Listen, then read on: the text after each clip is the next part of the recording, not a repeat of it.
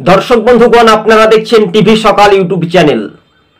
বীরভূমের মাটিতে দাঁড়িয়ে বোলপুরে বিজেপির সাংগঠনিক একেবারে কর্মী সভায় জনঢল, তাও আবার অনুব্রত মণ্ডলের গড়ে বোলপুরে হাজার হাজার বিজেপির সমর্থক কিন্তু তাদের জনসভা মঞ্চে এগিয়ে এসে একটা বড় বার্তা আছে, নারীদের সুরক্ষা, মা বোনেদের রক্ষা, যাতে এই রাজ্যের শাসক দলের বিরুদ্ধে আগামী 26-এ যে লড়াই সেটা কতটা স্পষ্ট টানতে পারবে ভারতীয় জনতা পার্টি।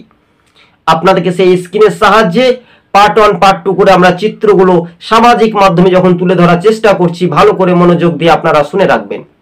যে অনুব্রত মণ্ডল যে ভাষায়, যে কদর্য ভাষা, যে অকথ্য ভাষা, সে ভাষা আপনি আমি বলতে পারবো না। যে পুলিশ প্রশাসনকে নিয়ে খিল্লি করলো, তার বিরুদ্ধে কোনো রকমের অ্যাকশন নিতে পারলো না।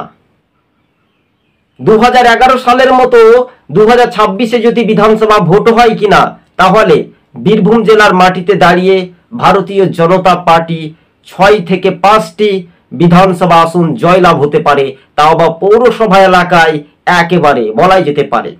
আর সেই বিষয়টা নিয়ে বিরোধী দলনেতা শুভেন্দু অধিকারী তিনি সামাজিক মাধ্যমে সোশ্যাল মিডিয়ায় পোস্ট করে তিনি বলেন, এবার সরাসরি বিজেপি ক্ষমতায় আসলে লক্ষ্মীর ভান্ডার বাড়িয়ে 3000 টাকা দেওয়া হবে, তার দ্বিগুণ দেওয়া হবে, কথা স্পষ্ট করে জানিয়েছেন।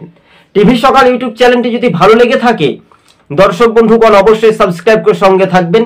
কার্যত রাজনৈতিক মহলে এবং সেটাই যদি আমরা দেখি, তাহলে অনুব্রত মণ্ডলকে এতদিন থমকিয়ে দমকিয়ে তার যে কল রেকর্ড ফাঁস হলো, বা অন্য কোনো বিরোধী রাজনৈতিক দল হলে তাহলে সেই পুলিশ প্রশাসন একেবারে সরাসরি বাড়ি থেকে টেনে হিচড়ে জেল হাজতে ভরে দিত। এরই নাম তৃণমূল পার্টি। আমি কারো নাম ধরে বলছি না দর্শক বন্ধুগণ, অন্যায়কে অন্যায় বলতে হবে, যে সাধুবাদ, যে সাধুকে সাধু বলতে হবে, যে নিরীহ মানুষ তাকে নিরীহ বলতে হবে। এইভাবে তাহলে কি ভোটে জিতা যায়?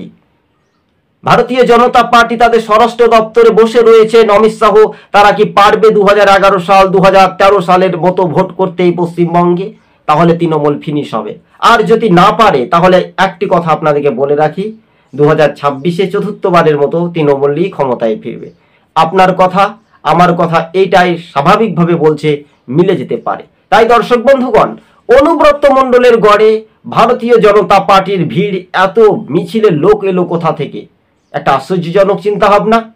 একদিকে কাজল শেখ আর একদিকে অনুব্রত মণ্ডল।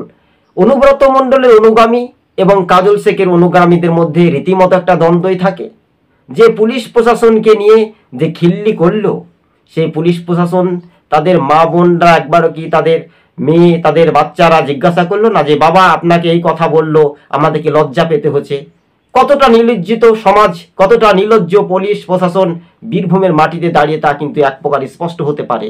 আগামী দিনে, আজ না হলে কাল, এই সরকারটা যখন হেরে যাবে, তখন কত বড় নেতা বা কত বড় নেতা বা কর্মীরা যারা শাসক দলের মদতে এইভাবে অকথ্য ভাষায় একেবারে যে ভাষাগুলো প্রয়োগ করেছিল, সেই ভাষাগুলি আওতাতে নিয়ে আসতে পারে ভারতীয় জনতা পার্টি, তাই স্পষ্ট করে দিয়েছে। তাই টিভি সকাল ইউটিউব চ্যানেলটি ভালো লাগলে সাবস্ক্রাইব করে সঙ্গে থাকবেন। হাজার হাজার সমর্থক শাসক দল ছেড়ে, কিছুদিন পূর্বে আপনারা দেখেছিলেন 50 পরিবারে 800 ভোটার, কিছুদিন পূর্বে সিউড়িতে, কিছুদিন পূর্বে মারগ্রামের হাসনে, তারপরে নলহাটিতে একেবারে 3-4 হাজার ভোটার কিন্তু ভারতীয় জনতা পার্টি দলে যোগদান করেছিল। স্বাভাবিকভাবে তেমনি এই রাজ্যের শাসক দলের বিরুদ্ধেই